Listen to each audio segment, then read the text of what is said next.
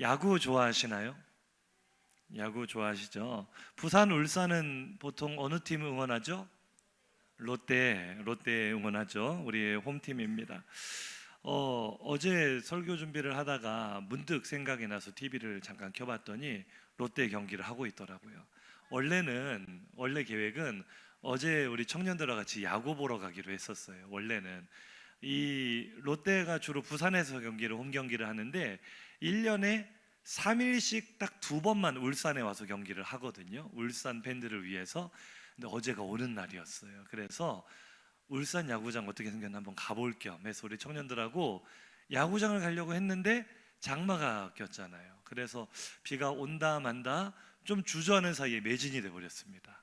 그래서 못 가고 갔으면은 저 야구장 가겠구나 하고 TV를 켰는데 롯데가 딱 나오는데요. 롯데 선발 투수 등판의 이름이 이인복이라고 나왔길래 이인복 투수인가 보다 했는데 아무리 봐도 얼굴이 외국인이에요. 이인복인데 외국인이야. 그래서 귀화했나 이런 생각을 좀 하고 있는데 알고 보니까 이게 반지라는 롯데 외국인 용병 투수인데요. 울산으로 가니까 울산이 제2 홈구장인데 부산에서 경기를 안 하고 딴 데로 간다고 하니까 원정인 줄 알고 원정 유니폼을 잘못 가져왔대요. 갖고 여기 원정 아니다 홈이다, 울산도 우리 홈이다 해가지고 이인복 선수 유니폼을 빌려 입고 경기를 한 그런 해프닝이 어제 있었습니다. 자주 경기를 울산에서 하다 보면 이런 일이 없을 텐데 어쩌다가 한번 1년에 한 일주일 정도밖에 안 하다 보니까 이런 일도 있더라고요. 그래서 가서 봤으면 참 재밌었겠다 이런 생각이 들었는데 언젠가 또 좋은 교회가 있을 것 같습니다. 청년들과 같이 야구 보러 가자 이런 이야기가 나온 것도 요즘 어느 때보다도 야구 열기가 뜨겁습니다. 최근 돌풍을 일으키고 있는 팀이 어딘지 아세요? 만년 꼴찌였던 한화가 요즘 사고를 치고 있어요. 8연승을 했어요. 8연승. 이 팀은 8연패가 익숙한 팀이거든요. 18년 만이랍니다. 8번을 내리 이긴 적이 18년 만에 8연승쯤 했으니까 이제 저는 한 1등, 2등 할 줄 알고 순위표를 봤더니 8등이에요. 얼마나 못했으면 8번을 연거푸 이겨도 아직도 10개 팀 중에 8등인데 하여튼 대단한 일입니다. 그래서 지금 뉴스마다 난리가 났어요. 이게 웬일이냐, 한화가 8연승을 했다. 근데 사실은요, 딱 2달 전만 하더라도요 이 뉴스의 중심 주인공이 누군지 아십니까? 바로 우리의 롯데였어요. 롯데가 13년 만에 8연승. 비슷해요. 한화나 롯데나 뭐 남말할 저세가 아니야. 13년 만에 8연승을 하면서 이게 4월 말 딱 2달 전이었거든요. 5월 초 들어갈 때만 해도요 11년 만에 1등을 했대요. 아직 끝난 건 아닌데 중간에라도 1등을 차지해 본 게 롯데가 몇 년 만이다? 11년 만이다. 안 그래도 부산 사람들 야구를 하면 미치는데 어떻게 됐겠어요? 부산이요 야구 열기로 들끓어가지고요 이때 중간에 무슨 일이 있었냐면 서울에서 전장현 시위하는 거 아시죠? 장애인들 이거 시위하는데 부산에 왔거든요. 사람들이요 뉴스 댓글에 난리가 났습니다. 여러분 절대 부산은 가시면 안 됩니다. 특별히 부산 야구 경기가 있는 날 지하철에서 시위하셨다가 큰 봉변을 당할 수 있으니 가지 마십시오 할 정도로 온 도시가 야구 열기로 들끓으면서 이제 롯데가 드디어 우승을 한 해 많이 하면서 전문 용어로 설레발이라 하죠. 난리가 났어요. 어느 정도냐면 구단이요 지금 롯데가 여태까지 역대 우승을 딱 2번 했거든요. 우리는 이번에 3번째 트로피를 가져올 거다. 트로피 보관함을 미리 만들어가지고 넥스트 챔피언 이번이야말로 롯데가 우승한다. 아직 4월인데. 그런데요 전문 용어로 설레발 필패라는 말이 있습니다. 설레발을 치자마자 그때부터 뚝 떨어지기 시작한 롯데 지금 4등 하고 있습니다. 여러분 롯데를 위해서 많이 응원해 주시기 바랍니다. 그래서 김칫국을 너무 마시면 안 된다는 거죠. 설레발은 필패입니다. 한번 인사하시죠. 김칫국 너무 마시면 안 됩니다. 야구 이야기로 오늘 시작을 했지만 맥주 감사주일, 감사에 대해 묵상을 하다가 물론 문득 이런 생각이 들었어요. 다른 부분에 있어서 우리가 너무 설레발을 치거나 김칫국을 마시면 안 되겠지만 은혜에 대한 감사에 있어서만큼은 김칫국 좀 마셔도 되겠다 이런 생각이 들었어요. 한번 다시 인사해 볼까요? 은혜에 있어서만큼은, 감사에 있어서만큼은 김칫국 좀 마십시다. 오늘 맥주 감사절 우리 장로님께서 기도해 주셨지만 오늘 우리가 맥주 보리 농사 짓는 건 아니죠. 하지만 이 절기가 굉장히 중요한 의미가 있습니다.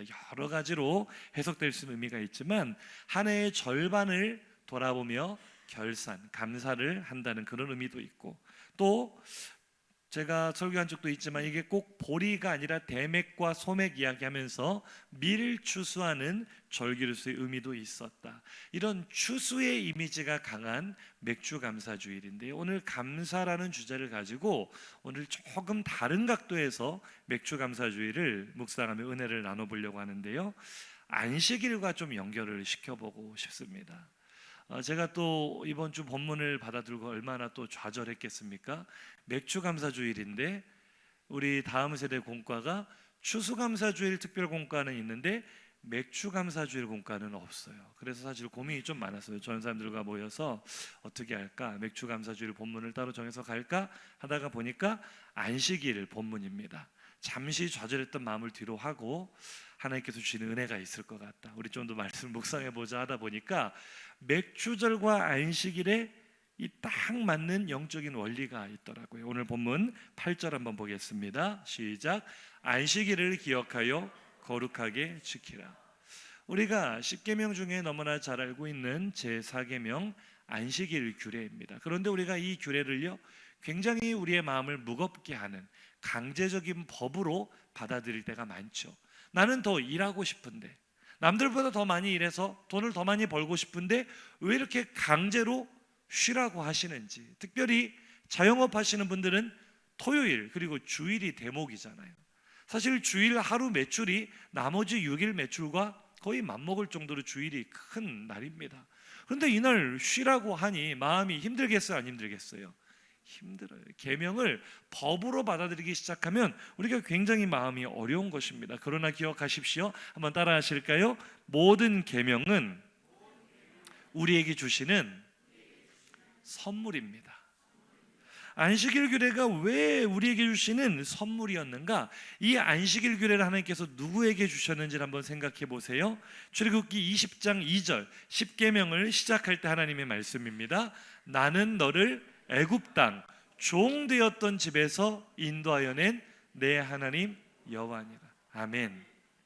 오늘 이 10계명을 받는 대상, 오늘 안식일 규례를 하나님께서 주시는 대상이 원래 뭐 하던 사람들이에요? 종살이 하던 사람들이. 애굽에서 종은요, 쉬고 싶다고 쉴 수 있어요, 없어요? 안식이 무엇인지도 모르고 평생을 살아온 사람들이에요.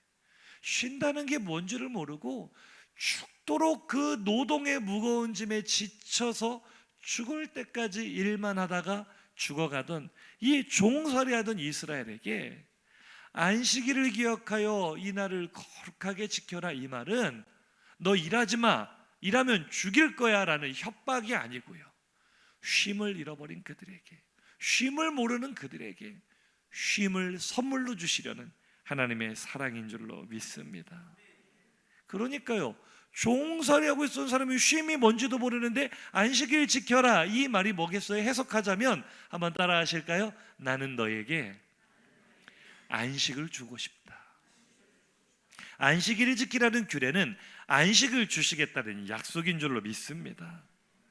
그들이 평생 노예 생활하면서 DNA에 각인된 생각이 있습니다. 안식이요? 참 듣기 좋은 이야기네요. 그렇지만 내가 오늘 쉬어버린다면 오늘 내가 해야 될 할당량은 누가 채워주나요?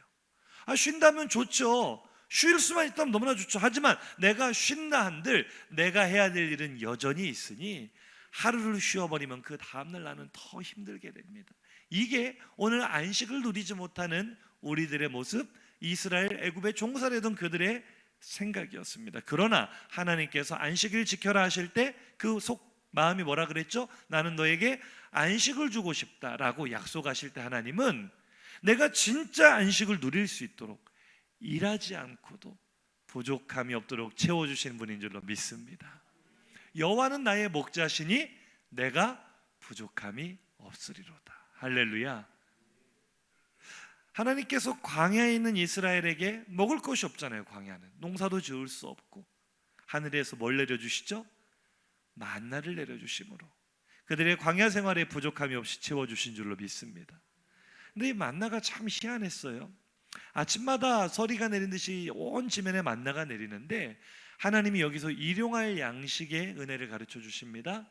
욕심 부리지 마라. 탐욕으로 긁어 모으지 말고 각 사람이 가족별로 오늘 먹을 만큼만 거두어라. 그런데 말을 듣지 않고 꼭 내일 먹을 것까지 거두는 사람이 있어요, 없어요? 꼭 그런 사람이 있어요. 그들이요 이거를 많이 긁어 모아서 집에다 저장해 놓고 내일은 나 아침에 안 나가고 저장해 놓은 거 먹어야겠다 하고 다음날 아침이 되면 이 만나가 어떻게 돼 있어요? 썩어서 냄새가 나는 거예요. 벌레가 꼬여서 먹을 수 없게 된 거예요. 그런데 희한하게도 안식일에는 하나님이 쉬라고 하셨잖아요. 안식일에는 쉬라는 의미에서 만나도 내리지 않으셨어요. 그런데 놀라운 일이 일어납니다. 출애굽기 16장 23절 이하를 보시면 시작. 내일은 휴일이니 여호와께 거룩한 안식일이라. 다 너희를 위하여 아침까지 간수하라. 그들이 모세의 명령대로 아침까지 간수하였으나 냄새도 나지 아니하고 벌레도 생기지 아니한지라. 아멘. 안식일에 일하지 않아도 부족함이 없도록. 할렐루야. 다른 날에는 이게 통하지 않는 이야기예요. 그러나 안식일 전날만큼은 다음 날에는 안식일이기 때문에 미리 이틀치의 만나를 거두어 드려도 희한하게 그날만큼은 썩지 않는 거예요. 냄새가 나지 않고 벌레가 꼬이지 않는 거예요. 하나님의 약속대로 우리에게 안식을 주시는 줄로 믿습니다. 이 안식일이 조금 더 확대된 개념이 안식년 규례입니다. 이스라엘은 6일이라고 하루를 쉬는 안식일 개념을 연 단위로도 실천해야 되는데 이게 하루 쉬는 것도 보통 문제가 아닌데 1년을 통째로 쉰다. 이거는요 생존과 직결된 문제 아닙니까? 6년 동안 열심히 파종하고 일을 하다가 7년째 쉬라는 거예요. 자, 그럼 7년 한 해만 쉰다고 문제가 아니고요. 7년을 쉬게 되면 다음에 8년 차에도 씨를 뿌렸을 때 뿌리자마자 바로 거두는 거 아니잖아요. 7년 차에도 먹을 게 없고 8년 차에도 먹을 게 없는 거예요. 그때 하나님께서 어떤 약속을 주십니까? 레위기 25장 20절 이하 보시죠. 시작. 만일 너희가 말하기를 우리가 만일 7째 해에 심지도 못하고 소출을 거두지도 못하면 우리가 무엇을 먹으리요 하겠으나 내가 명령하여 6째 해에 내 복을 너희에게 주어 그 소출이 3년 동안 쓰기에 족하게 하리라. 할렐루야. 하나님 우리에게 안식을 주시는 분이에요. 우리는 말하죠. 하나님 주일이 대목인데 주일 쉬면 나는 뭐 먹고 삽니까? 이스라엘이 묻는 거예요. 하나님 우리가 농사지어서 먹고 살아야 되는데 저 가나안 땅에서 7째 해를 한 해를 통째로 날려버리면 우리가 6년째 거둔 그 양식을 가지고 6년째도 먹어야 되고 7년째도 먹어야 되고 8년째도 씨 뿌려서 그것이 자라나 열매 거둘 때까지는 3년을 먹어야 되는데 우리 보고 굶어 죽으라는 겁니까? 하나님께서 미리 우리의 필요를 아시고 걱정하지 마라. 내가 너에게 안식을 준다고 했잖아. 3년치 소출을 미리 주겠다. 6년째에는 3배로 거두게 될 것이다. 할렐루야. 하나님은 무책임하게 명령만 하시는 분이 아니라 우리가 하나님의 말씀대로 살아갈 때 가장 행복할 수 있도록 필요한 모든 것을 미리 공급하시는 분인 줄로 믿으시기 바랍니다.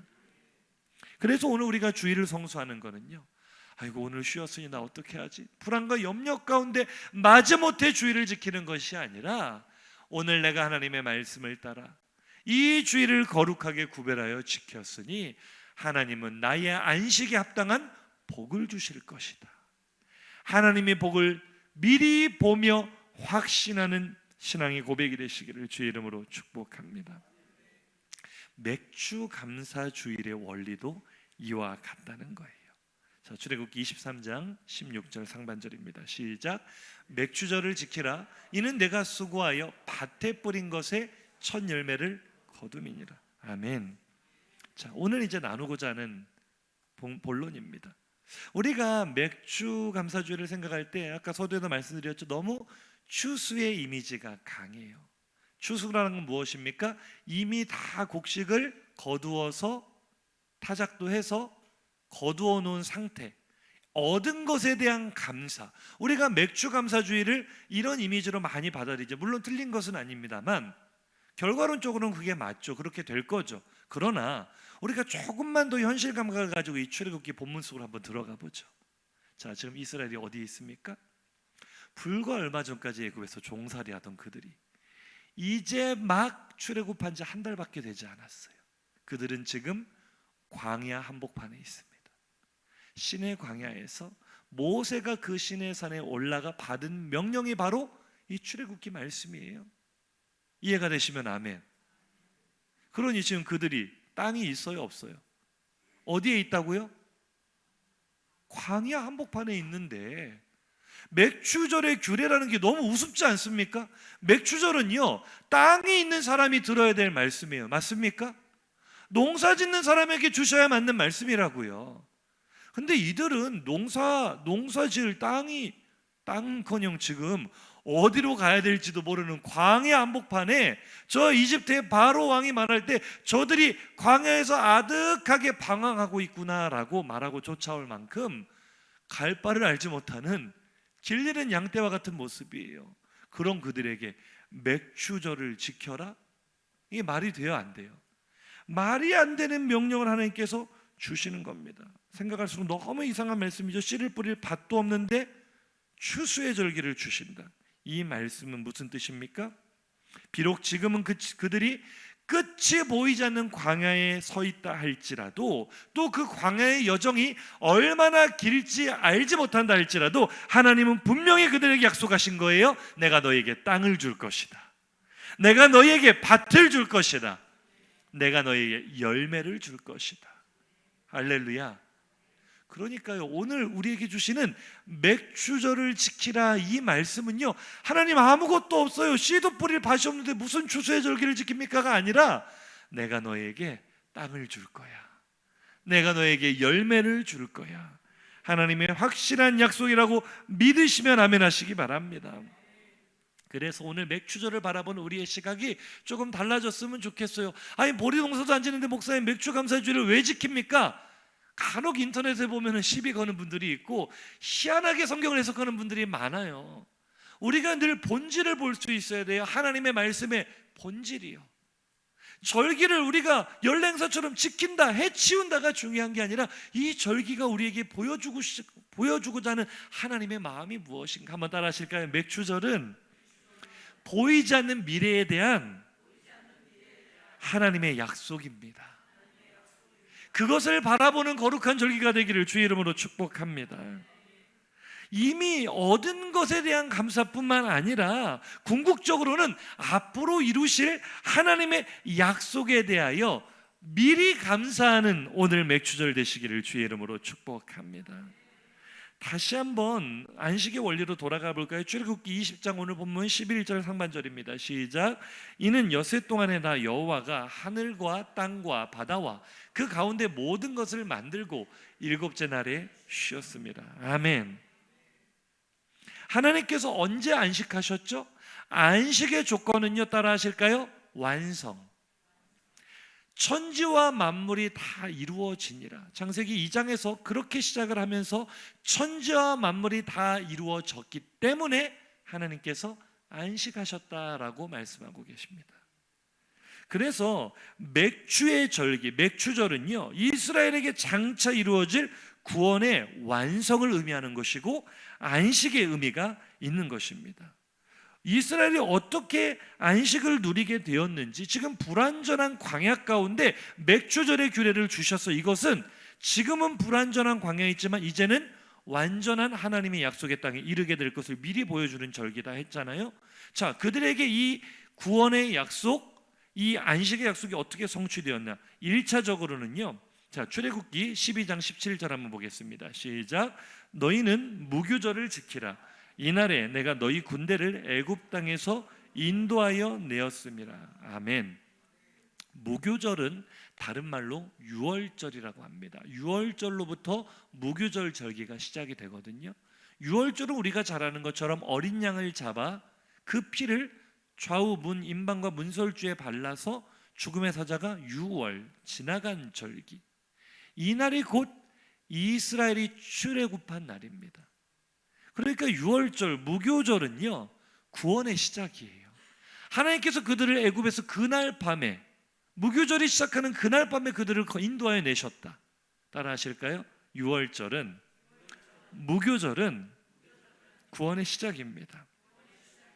그러니까 다른 말로는 이제 하나님의 은혜로 애굽에서 빠져나와 구원의 여정을 출발하기 시작한 광야 교회의 시작이다라고 볼 수가 있는 거예요. 이해가 되시면 아멘. 자, 우리도 마찬가지죠.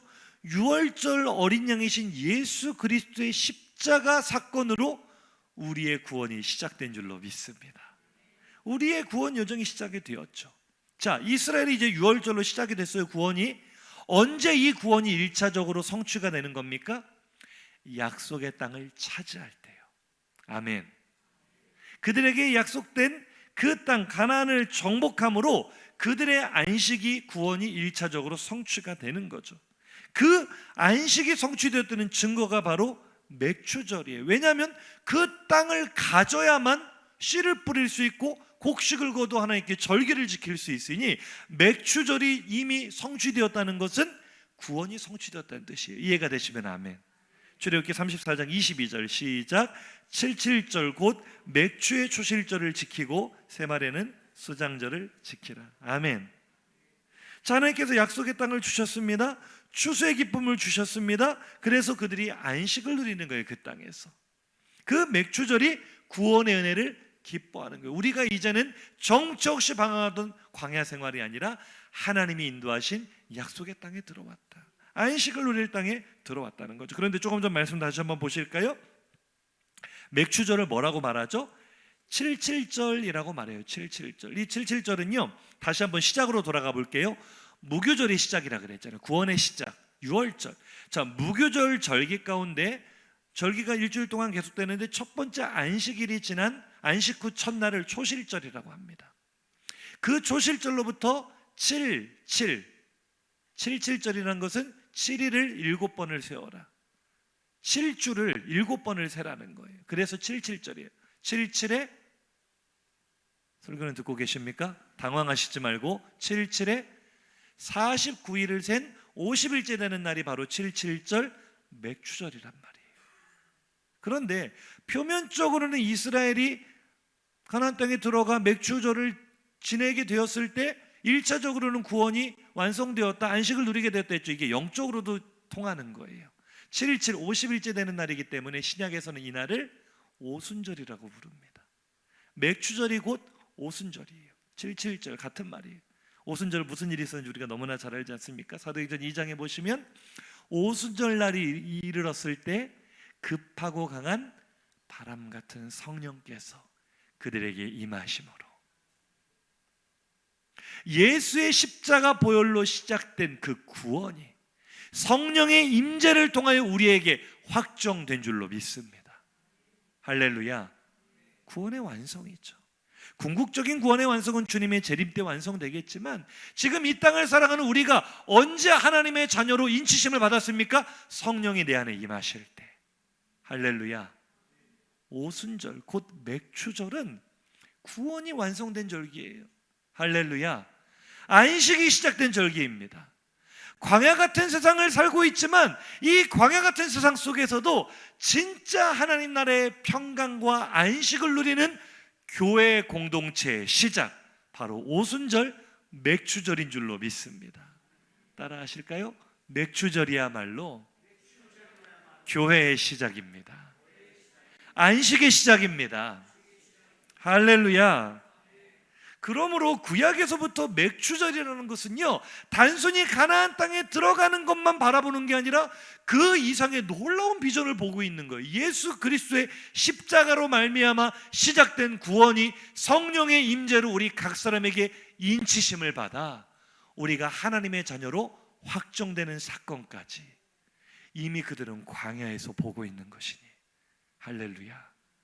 하나님의 약속이 얼마나 놀랍습니까? 미리 보여주신 은혜를, 아직은 내 손에 아무것도 주어진 건 없어요. 뭐 맥주 드릴 게 뭐가 있어요? 광야에 있는데. 그러나 미리 감사하는 거죠. 하나님이 우리에게 약속하셨다는 거예요. 우리에게 저 약속의 땅으로 우리를 인도하실 뿐만 아니라 그 땅에서 우리에게 소출을 풍성하게 주셔서 맥주의 절기를 지키게 하실 뿐만 아니라 그 이후에는 바로 이날 성령께서 오심으로 유월절 어린 양 예수 그리스도로부터 시작된 구원을 확정시키실, 하나님의 구원을 바라보는 그 절기, 바로 맥추절인 줄로 믿으시면 아멘 하시기 바랍니다. 할렐루야. 그래서 오늘 맥추절을 지켜라, 이 말씀은요, 내가 너에게 구원을 주리라, 내가 너에게 안식을 주리라, 내가 너에게 풍성한 선물을 주리라는 확실한 약속인 줄로 믿습니다. 따라 하실까요? 맥추절은 내 눈에 보이는 대로 감사하는 절기가 아니라 보이지 않는 하나님의 일하심을 미리 보며 감사하는 절기입니다. 아멘. 지난주에 광고를 하고 한 주간 맥주 감사 예물을 준비하며 봉투 앞뒷면으로 빽빽하게 감사의 제목들 적으시도록 제가 광고를 드렸는데, 어떤 것들에 감사하셨습니까? 우리는 대개 이루어진 일에 대하여 감사하려는 경향이 있습니다. 특별히 우리가 감사 제목이라는 것은 내가 원하는 대로 응답된 기도들은 다 감사의 제목이 돼요. 그러나 여전히 감사하지 못하고 있는 제목들은 내 뜻대로 응답되지 않은 것들이라는 거죠. 그러나 오늘 맥추절의 진짜 의미는 우리의 시각을 바꾸고 있습니다. 오늘 우리가 진짜 맥추절 하나님께 드려야 될 감사는요, 이미 내 손에 주신 것에 대한 감사를 넘어선 그 위에 더 깊은 감사인 줄로 믿습니다. 어떤 깊은 감사요? 주시지 않은 것에 대한 감사. 할렐루야. 응답하지 않으신 기도에 대한 감사, 어쩌면 평생 나에게 주지 않으실지도 모르는 것에 대한 감사, 그 감사 위에 감사를 바라볼 수 있기를 주의 이름으로 축복합니다. 맥주의 의미를 알고 나면 우리의 감사의 범위가 달라지는 거예요. 내 뜻대로 아니하실지라도, 내가 원하는 것을 주지 않으셨을지라도, 때로는 나를 외면하는 것처럼 하나님께 서운한 마음이 들 때가 있을지라도, 맥주의 절기는 우리로 하여금 하나님의 비전을 보게 합니다. 하나님의 선하심을 보게 합니다. 그분의 약속을 보게 합니다. 내 눈에는 광야밖에 보이지 않을지라도 장차 머지않아 주어질 약속의 땅을 보게 하시고 그 구원의 완성을, 안식을 보게 하십니다. 그렇기 때문에 우리는 감사, 그 위에 감사를 할 수 있는 것입니다. 따라 하실까요? 감사 위에 감사합시다. 미리 감사합시다. 우리의 구원 여정은 여전히 진행 중이죠. 우리의 구원과 안식의 궁극적인 완성은 주님이 재림하실 때 완성될 겁니다. 그러나 그 날이 오기까지 우리의 삶에는 여전히 많은 광야가 있을 거예요. 맥주감사주의를 지내면서도 여전히 우리 성도들의 마음 가운데 하나님에 대해 뭔가 얹혀있는 부분이 있을지도 모르겠어요. 왜 이 기도를 들어주지 않으실까? 왜 나에게는 늘 광야만 펼쳐져 있을까? 미리 보면서 감사하십시오. 내 뜻과 달라도 미리 하나님의 비전을 바라보며 감사하십시오. 그분은 우리에게 안식을 주실 것입니다. 그분은 우리에게 구원을 완성시키실 것입니다. 그분은 우리에게 가장 좋은 것을 주실 것입니다. 지금도 내가 감사할 수 있는 것들 위에 더 큰 감사로, 지금은 내가 아직 감사할 수 없는 것들까지도 맥주절의 관점으로 바라보며 감사 위에 감사를 하시기를 주의 이름으로 축복합니다. 미리 감사로 주님의 놀라운 은혜 경험하는 오늘 맥주절 되시기를 주의 이름으로 축복합니다.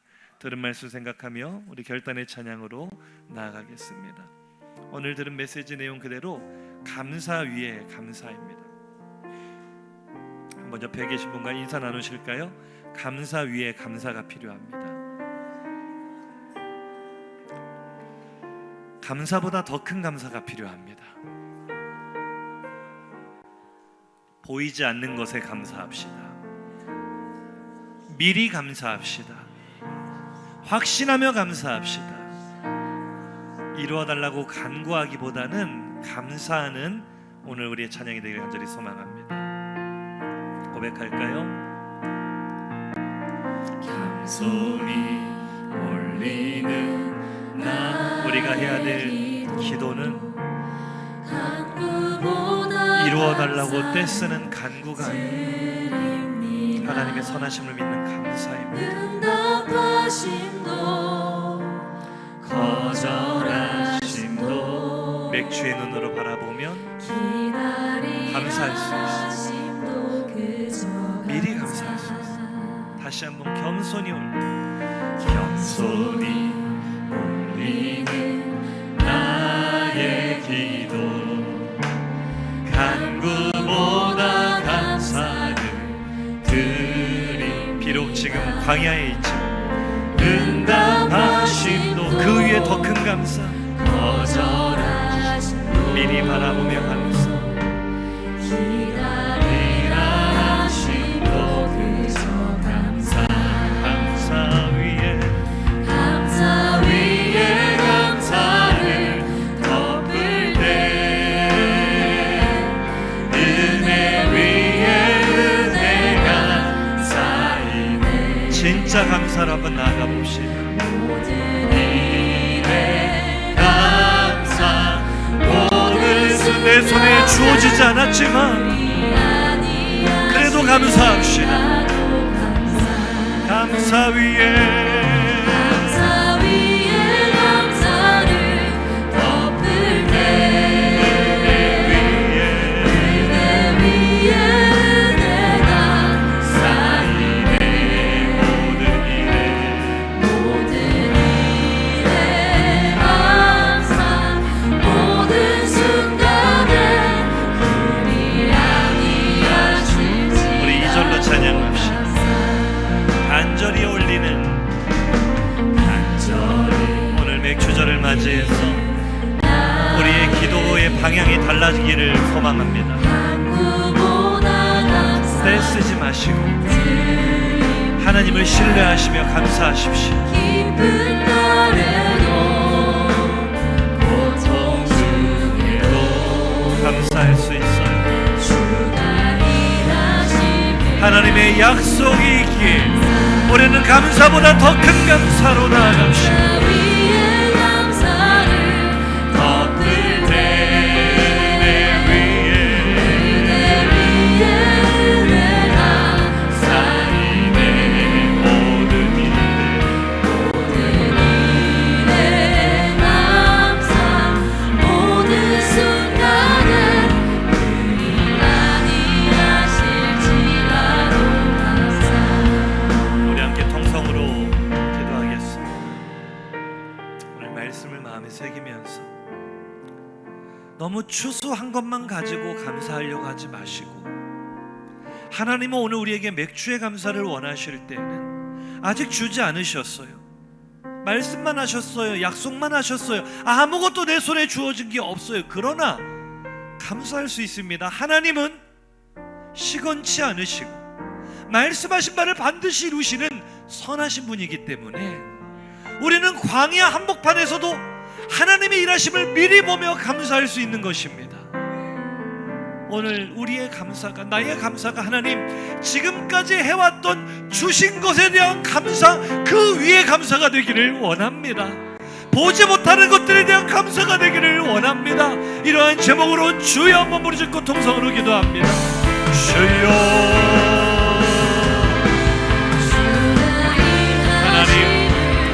하나님의 선하심을 믿으며 하나님의 신실하심을 신뢰하며 감사 위에 더 큰 감사, 하나님이 원하시는 감사, 내 손에 있는 것으로 감사하는 것이 아니라 하나님을 신뢰함으로 나의 감사는